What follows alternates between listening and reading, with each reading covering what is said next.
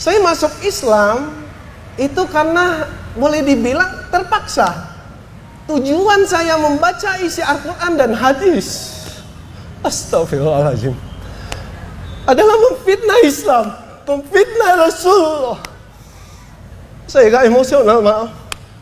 Itulah kekhilafan yang saya lakukan sehingga Allah membalikkan hati saya, membuat saya jatuh cinta kepada Rasulullah, membuat saya cinta setengah mati kepada Islam, membalikkan hati saya yang keras. Insya Allah saya akan menjadi salah satu mujahid di medan perang ketika Islam diperangi oleh siapapun. Allah Akbar.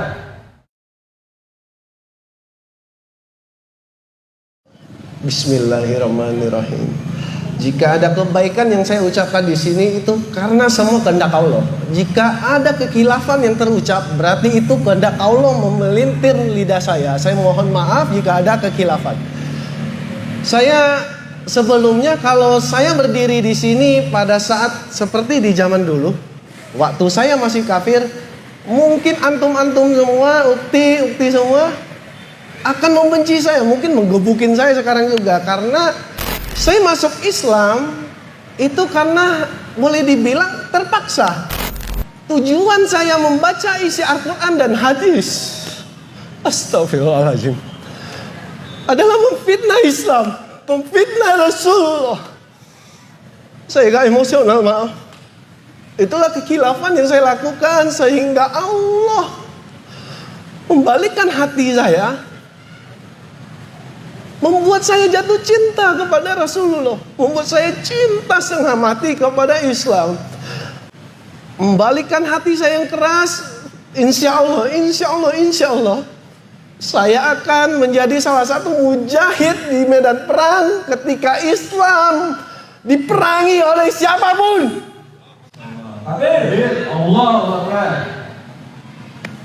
Ya begitulah, dan kebetulan masa lalu saya yang kelam.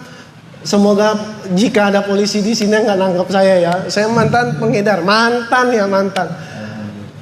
Dan karena saya mempunyai masa lalu yang sangat jelek ini, alhamdulillah saya dipertemukan dengan Pak Yunan, dan saya memiliki porsi untuk berdakwah.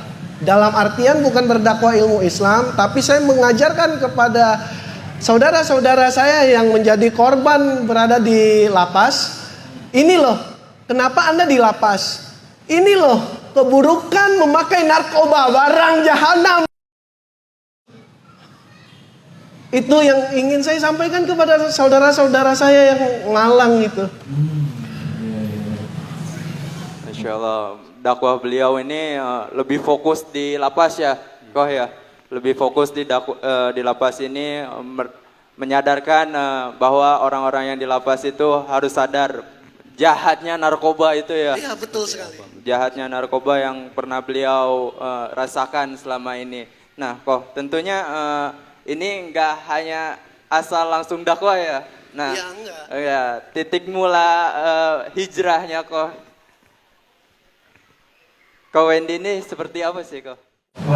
Titik awalnya, ketika saya mencoba untuk memfitnah isi Al-Quran tentang poligami. Saya berusaha memfitnah Rasulullah SAW. Dia adalah hypersex. Maaf, saya harus mengatakan ini kesungguhan yang ada di hati saya dulu.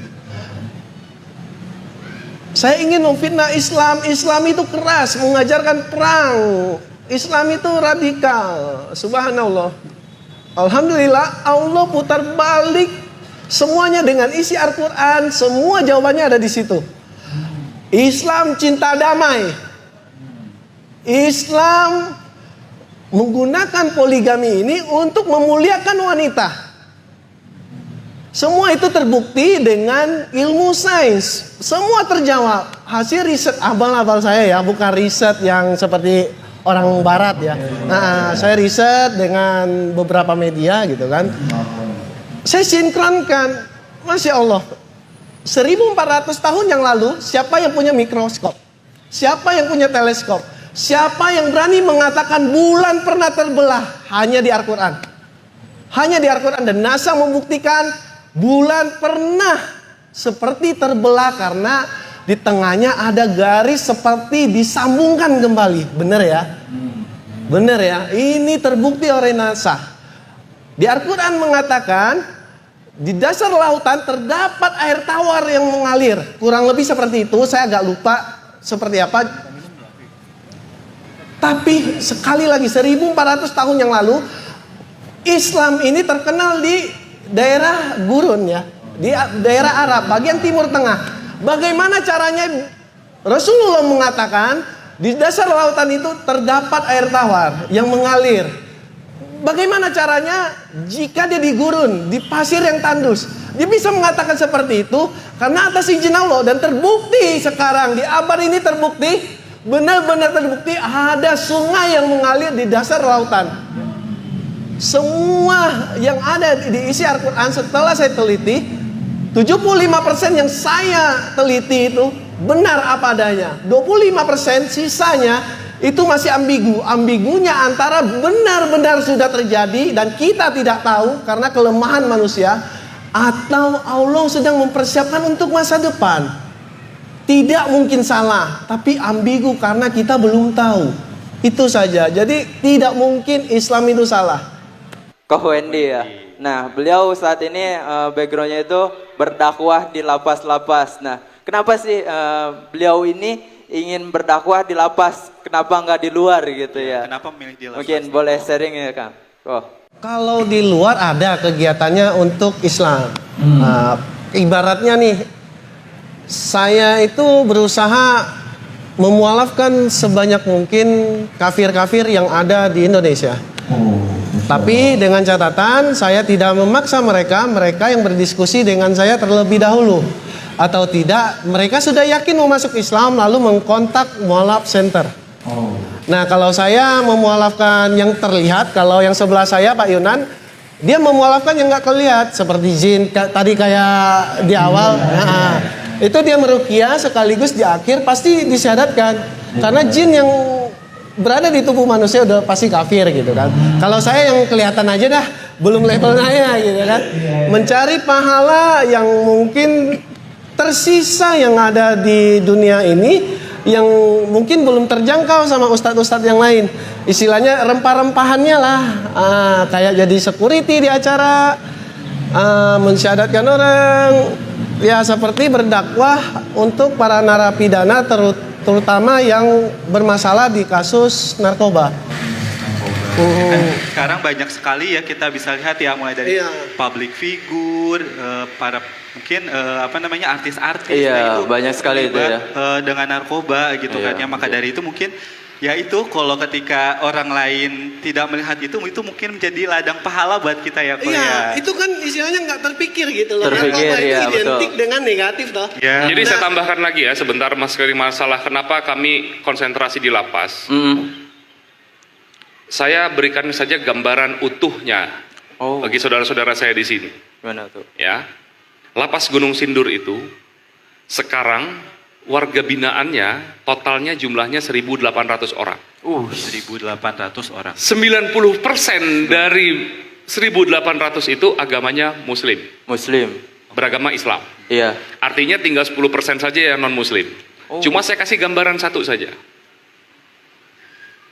Gereja yang masuk ke Lapas Gunung Sindur 25 gereja. Ngeri. Dai yang masuk ke Lapas Gunung Sindur, dai yang masuk ke Lapas Gunung Sindur atau penceramah yang masuk ke Lapas Gunung Sindur tidak lebih dari 4 orang termasuk saya. 4 orang. Hanya 4 orang ya. Saya kasih gambaran lagi. Ya.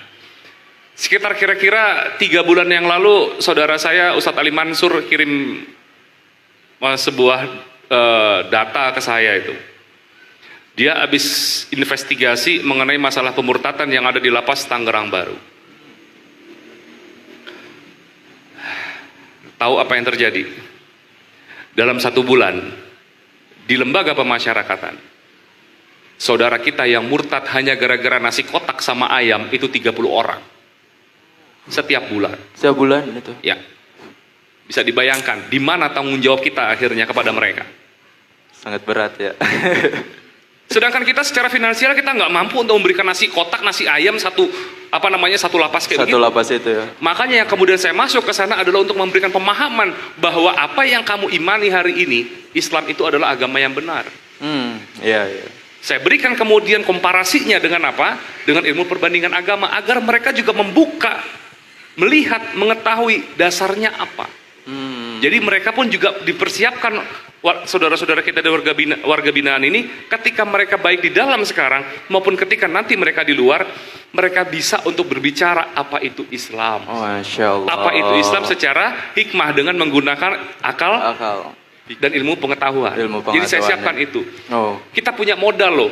Warga binaan ini, saudara-saudara kita di sana, bukan orang-orang yang cengeng. Mohon maaf saja.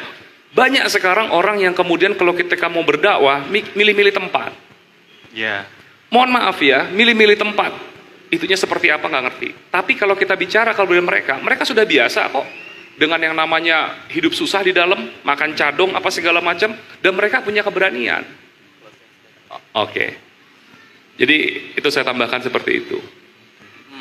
Masya Allah, tentu ya banyak sekali saudara-saudara kita yang mungkin bukan di luar ya, tapi ada di lingkungan sekitar, yang mungkin nggak bisa kita jangkau untuk berdakwahnya. Mungkin orang-orang luar biasa di sini yang bersama kita nih kayak Ko Wendy dan Pak Yunan ini, Masya Allah berdakwahnya. Semoga kita semua untuk terus menguatkan langkah dakwah kita ya tentunya. Iya betul ya. sekali, karena kan melihat kondisi saat ini gitu ya, fakta di Indonesia ini ya. Indonesia ini butuh banget orang-orang yang mampu merangkul saudara-saudaranya ya Kang ya, gitu kan ya, apalagi terlebih kami gitu sebagai umat muslim gitu hendaknya harus mencintai satu sama lain gitu, jangan hidup itu masing-masing. Dan tambahan satu ya, di Al-Quran tertulis jelas setiap muslim punya tugas, dan kalian semua yang sudah mendengar, setiap muslim punya tugas satu, yaitu berdakwah. Sampaikanlah meskipun hanya satu ayat. Saya terapkan dalam satu hari, saya berusaha menerapkan berdakwah meskipun hanya satu ayat. Kita semua muslim begitu ramai. Kenapa kita tidak terapkan itu? Insya Allah, alhamdulillah Islam akan berjaya kembali. Allahu Akbar.